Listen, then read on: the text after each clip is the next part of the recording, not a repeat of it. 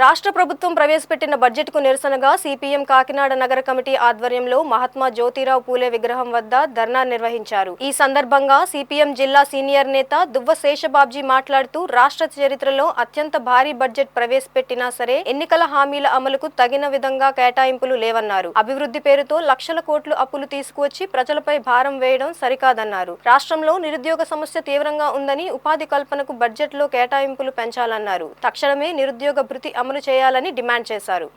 అత్యంత నిరాశాపూరితమైనటువంటి నిరుత్సాహపూర్వకమైనటువంటి అసలైనటువంటి బడ్జెట్ ఇది.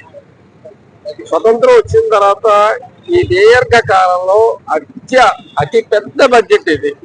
3,24,000 కోట్ల రూపాయల బడ్జెట్ ఇది. ఈ బడ్జెట్ కి డబ్బులు ఎక్కడి నుంచి తెస్తాడో చెప్పలేదు.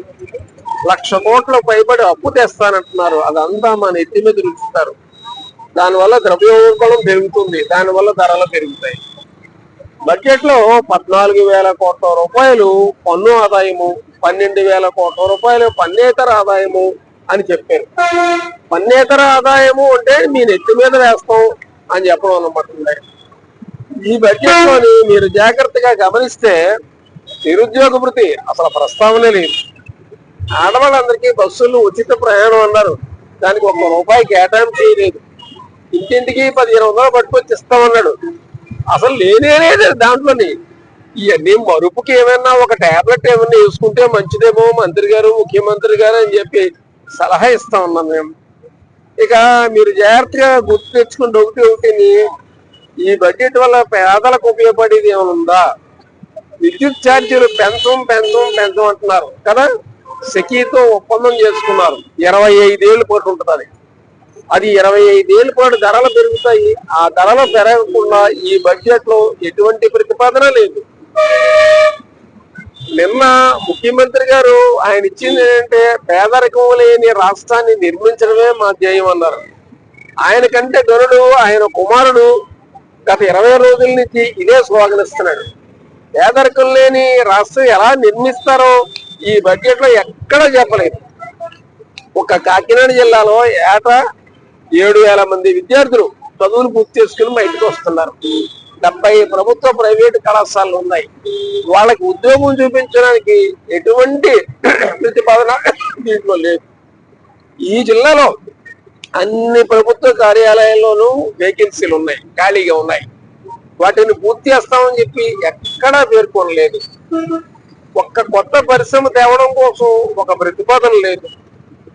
ఇప్పుడు రాష్ట్రంలో 3 లక్షల మంది కాంట్రాక్టు అవుట్సోర్సింగ్ ఉద్యోగులు ఉన్నారు. వాళ్ళ జీతం 18,000 జీతంతో ఏ విధంగా ఒక ధనిక రాష్ట్రాన్ని ఎలాగా నిర్మాణం చేద్దామని అనుకుంటున్నారు? మిడ్ డే మీల్ వర్కర్ వేతనం 3,000, కాంట్రాక్ట్ వర్కర్ల వేతనం 10,000, ఆశా వర్కర్ వేతనం 10,000, అంగన్వాడీ అయ్యమ్మ వేతనం 7,000. ఈ వేతనాలతోటి అసలు పేదరికం లేని రాష్ట్రం ఎలా నిర్మించేద్దాం అనుకుంటున్నారో? ఇంత సొల్లు, అబద్ధాలు, అవాస్తవాలు. బడ్జెట్ మొదటి నుంచి చివరి దాకా వైసీపీ జగన్మోహన్ రెడ్డి ప్రభుత్వాన్ని తిడతానే ఉన్నారు. ఆ తిట్టి ఆర్థిక శాఖ మంత్రి ఎక్కడన్నా స్కోదర్తో పడిపోతాడేమో అని భయం వేసింది. ఎదర దిగిపోయింది, ఓడిపోయిన పార్టీని పట్టుకునే అన్ని బూతులు తిట్టవలసిన అవసరం ఉందండి. ఇంకా అయిపోయింది. ఇప్పుడు ఈయన ఏం చేస్తాడో చెప్పట్లేదు. అందుకని ఈ బడ్జెట్ సమూలంగా మార్పు చేయాలని కోరుతాం. కార్మిక సంక్షేమం, పేదవాళ్ళ సంక్షేమం గురించి దాంట్లో ఏంటంటే ఏమైనా నూతన ప్రతిపాదనలు చేయాలని కోరుతున్నాం. ఉదాహరణకి విడోలకి పెన్షన్ ఇస్తున్నారు కదా, ఎందుకు పెన్షన్? ఉద్యోగం ఇవ్వమనండి, ఆవిడ చక్కగా ఉద్యోగం చేసుకుంటుంది.